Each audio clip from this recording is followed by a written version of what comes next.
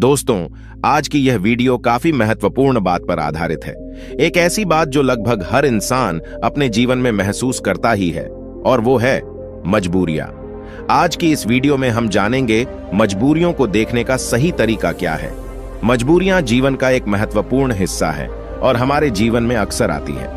मजबूरी एक व्यक्ति के जीवन में ऐसी स्थिति को दर्शाती है जहां व्यक्ति कुछ करने में सीमित रह जाता है, अक्सर बिना अपनी इच्छा के, क्योंकि उनके पास कोई दूसरा विकल्प नहीं होता। ऐसी स्थिति में हम जो करना चाहते हैं, हम वो चाहकर भी नहीं कर पाते। यह एक ऐसी परिस्थिति होती है जहां पर व्यक्ति अपने मन के अनुसार चुनाव नहीं कर सकते और अपने हथियार डाल देते हैं। मजबूरी में हमें अक्सर वही करना पड़ता है जो हमारे सामने रखा गया हो, न कि वो जो हम करना चाहते हैं। ये मजबूरियां हमारी आर्थिक, सामाजिक, पारिवारिक और व्यक्तिगत स्थितियों से जुड़ी होती हैं। कुछ लोग मजबूरियों से कोसों दूर भागते हैं और कुछ लोग उनका डट कर सामना करते हैं। मजबूरियों से निपटने के लिए नए तरीके ढूंढते हैं। तो आइए इस कहानी के माध्यम से जानते हैं कि कैसे हम अपने जीवन की एक मजबूरी को एक अवसर में बदल सकते हैं। यह कहानी एक व्यक्ति के बारे में है जो बहुत दुखी था। एक समय की बात है, एक छोटे से गांव में एक आदमी रहता था। वह गरीब था और उसके पास केवल एक छोटा सा घर और छोटी सी जमीन थी।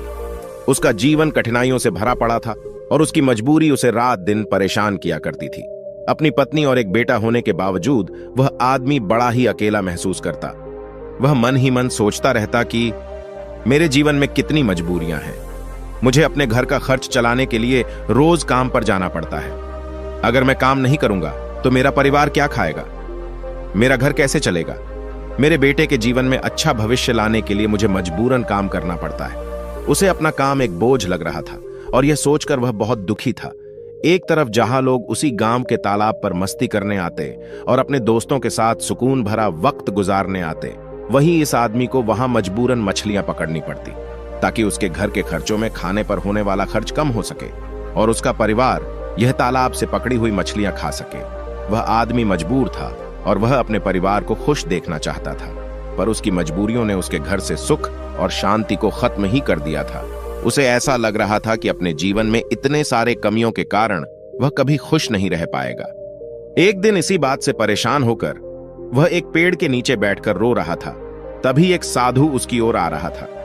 साधु ने देखा कि उसके चेहरे पर बहुत सारे गम थे। उस साधु ने देखा कि वह व्यक्ति दुखी होकर फूट फूट कर रो रहा था।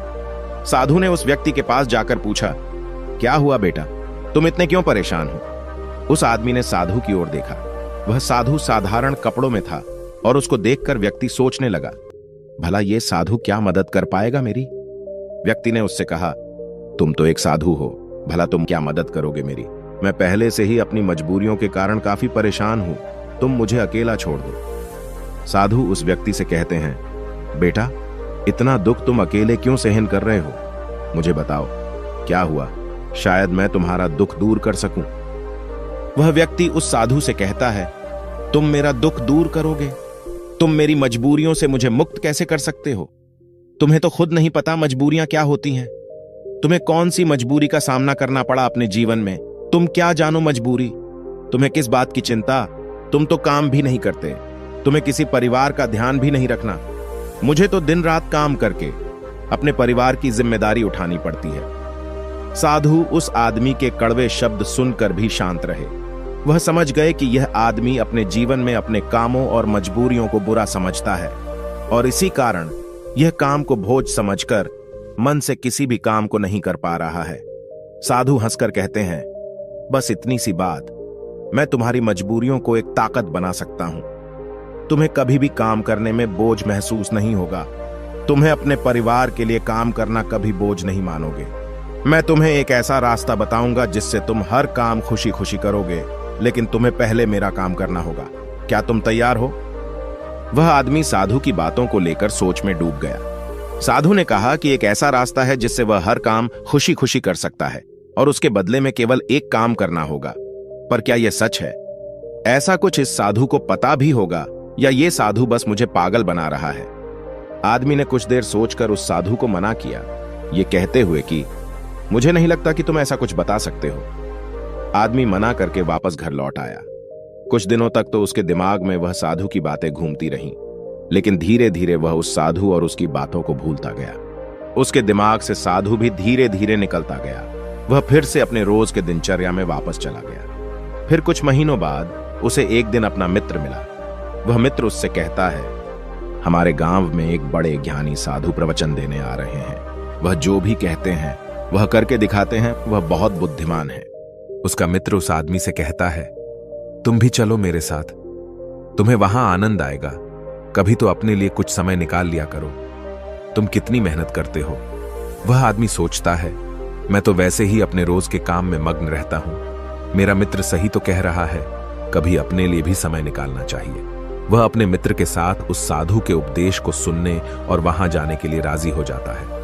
अगले दिन यह व्यक्ति अपने मित्र के साथ उस आश्रम में जाता है। वहां उसे वही साधु दिखता है जो उसे उस दिन काम को खुशी खुशी करने का मार्ग बताने का वादा कर रहा था। मित्र से बात करते समय उसने पूछा कि क्या यही वो साधु है जिनके उपदेश हम आज यहां सुनने आए हैं। उसके मित्र ने पुष्टि की कि हां, यह साधु वाकई महान है और उनके पास ज्ञान की अमूल्य धारा है। और तो और उसके पास तो स्वयं राजा भी ज्ञान लेने आते हैं। वह आदमी अपने मित्र से कहता है कि मैं इस साधु से मिल चुका हूं। फिर वह आदमी अपने मित्र को सारी बात बताता है। उसका मित्र पूरी बात सुनकर कहता है, अगर यह साधु ने तुम्हें वचन दिया है तो अवश्य ही वो उसे पूरा करेंगे। तुम्हें उनसे फिर से मिलना चाहिए। आदमी फिर मन ही मन यह सोचता है कि क्या मेरा अब उनसे मिलना ठीक रहेगा। मैं उन साधु के पास जाऊं कि नहीं, वह मेरे बारे में क्या सोचेंगे। परंतु अब उसके मन में यह विश्वास था कि वह साधु उस दिन उसे पागल नहीं बना रहे थे। और अगर थोड़ी सी भी उम्मीद है कि मैं एक ऐसा रास्ता जान जाऊंगा जिससे मुझे कोई भी मजबूरी, कोई भी पीड़ा छोटी लगने लगेगी और मैं उस काम को खुशी खुशी करूंगा, तो ये मुझे जानना ही है। फिर भले ही मुझे उन साधु के सामने शर्मिंदा ही क्यों ना होना पड़े, चाहे कुछ भी हो, मैं इस मौके को अपने हाथ से जाने नहीं दूंगा। यही सोचकर वह आदमी उन साधु से मिलने का निश्चय करता है। उपदेश समाप्त होते होते शाम हो चुकी थी। जैसे ही वह उपदेश समाप्त हुए, सब लोग आश्रम से बाहर जाने लगे। वह आदमी उस साधु के पास जाता है। वह आदमी कहता है, गुरु, क्या आपको याद है मैं आपको मिल चुका हूं। मुझे माफ करना, मैंने आपको उस दिन काफी भला बुरा कहा और मैं उस वजह से बहुत शर्मिंदा भी हूं। मुझे अब बहुत पछतावा हो रहा है, परंतु क्या आप मुझे वह मार्ग बता सकते हो जिससे मैं खुशी खुशी काम करूं। मैं आपका कोई भी काम करने के लिए तैयार हूं। साधु हंसते हुए कहते हैं, हां, मुझे याद है, तुम वही आदमी हो जो उस दिन दुखी हालात में मुझे मिला था। ठीक है, मैं अपना वादा पूरा कर दूंगा, लेकिन अब शाम हो चुकी है और मैं पूरे दिन उपदेश देकर थक गया हूं। तुम मुझे कल सुबह इसी आश्रम के बाहर मिलना।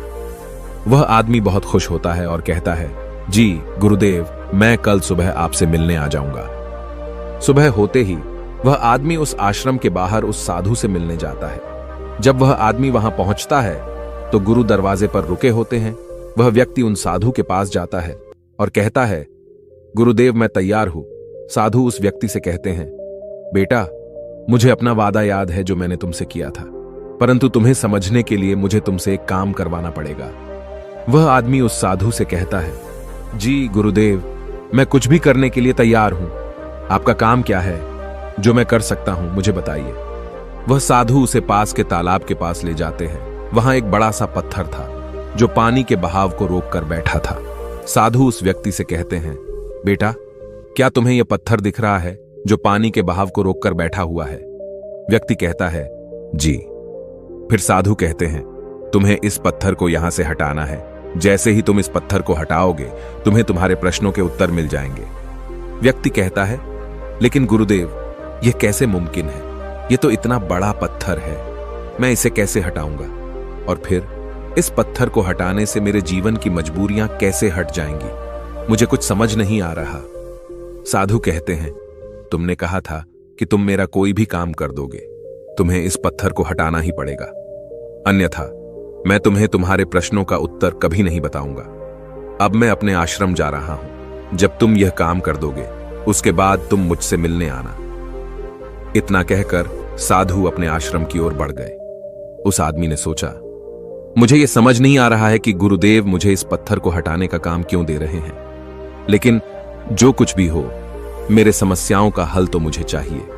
मैं अपने जीवन से बहुत दुखी हूं और अगर मुझे इस पत्थर को हटाने से मुझे गुरुदेव उत्तर बता देंगे तो ठीक है।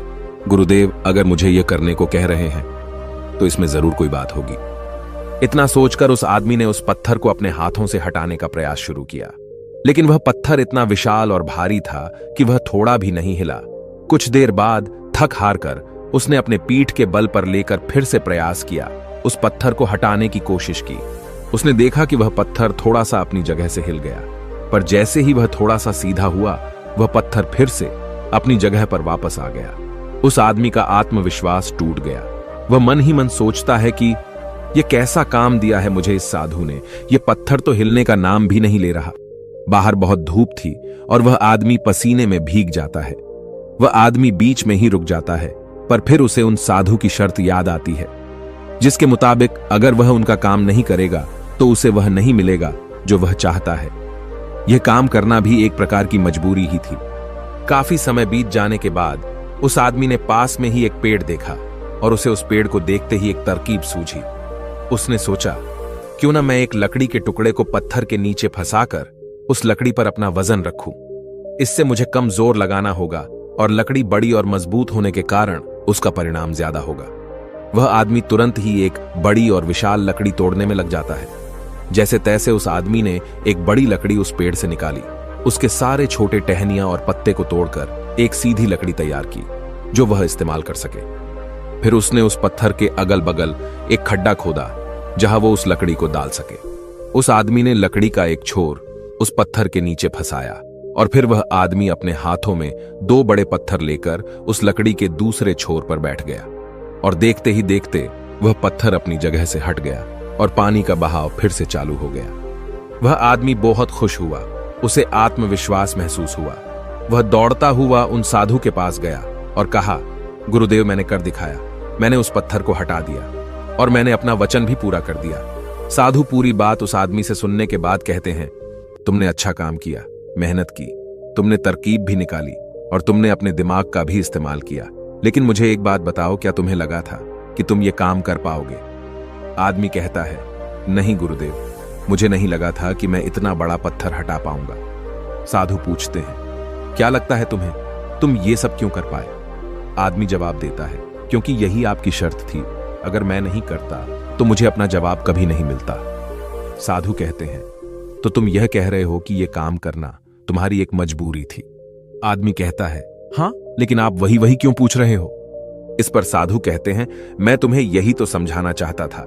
जिस तरह आज तुम्हारे सामने वह पत्थर हटाने की मजबूरी थी, इसी तरह तुम्हारे जीवन में भी तुम्हारे सामने कई मजबूरियां आएंगी। साधु आगे कहते हैं, मजबूरियां ही तुम्हें वह काम करवाती है जो तुम्हें नहीं लगता कि तुम वह कर सकते हो। तुम्हारी मजबूरियां तुम पर बोझ नहीं है, बल्कि मजबूरियों के कारण तुम जिंदा भी हो। तुम खुद सोचो, अगर तुम्हारे ऊपर मजबूरियां ना होती और काम करके अपने परिवार के लिए कमाई करने की कोई पाबंदी ना होती, तो क्या तुम अपने घर से बाहर भी निकलते? नहीं ना, तुम एक ही जगह बस आराम से बैठे रहते। लेकिन क्या ऐसा आराम करना ठीक है? क्या तुम्हारे शरीर में बीमारियां नहीं आ जाती? तुम अपनी मजबूरियों के कारण काम करते हो, जिससे तुम स्वस्थ और तंदुरुस्त रहते हो। जहां तुम पहुंचना चाहते हो, ये मजबूरियां ही तुम्हें वहां का रास्ता दिखा सकती है। वह हमें बताती है कि हमें क्या करना चाहिए उस लक्ष्य तक पहुंचने के लिए। तुम्हारी समस्या यह नहीं है कि तुम्हारे ऊपर मजबूरियां हैं, बल्कि तुम्हारी समस्या यह है कि तुम उन मजबूरियों को एक बोझ समझ रहे हो। हमारी मजबूरी हमारे लक्ष्यों को प्राप्त करने में हमारे लिए एक माध्यम बन सकती है और हमें नए दिशाओं में ले जा सकती है। जैसे कि तुमने लकड़ी का उपयोग किया ताकि उस पत्थर को हटा सको, ऐसा ही कुछ हमारे साथ जीवन में भी होता है। जब हमसे ऊंचे स्तर के लोग, जैसे कि हमारे बॉस या फिर माता पिता या फिर कोई गुरु, हमें कोई कठिन काम देते हैं तो हमें लगता है कि यह काम हमारे लिए बहुत मुश्किल है। उदाहरण के रूप में, जब हमारे बॉस हमें एक बड़े और कठिन काम को संभालने का काम देते हैं, या जब तुम्हारे व्यापार में कोई विरोधी व्यापारी तुम्हारी तकलीफें बढ़ा देता है जो तुम्हारे लिए मुश्किल होता है, तो तुम कैसे उसका सामना करोगे? अक्सर हम नहीं चाहते कि ऐसी समस्याएं हमारे सामने आएं, लेकिन सच्चाई तो यह है कि वह हमारे सामने है और हमें हमारे लक्ष्यों को प्राप्त करने से रोक रही है। क्या लगता है आपको, ज्यादातर लोग इस स्थिति में क्या करते होंगे? बेशक कोई नहीं चाहता कि वो संकट में आए, लेकिन जब एक विशाल समस्या उनके सामने खड़ी होती है ऐसी कठिन समस्याएं जो उन्हें परेशान करती हैं।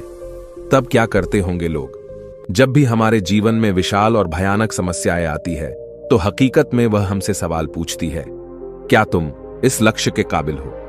क्या तुम इस परीक्षा का सामना कर सकते हो? आप क्या करोगे? क्या होगा आपका उत्तर इस प्रश्न पर? क्या होता है जब आपके सामने एक समस्या खड़ी हो जाती है जिसका समाधान आपके लिए मुश्किल होता है? क्या आप भाग जाएंगे? क्या आप अपने लक्ष्य को किस्मत के हाथों छोड़ देंगे?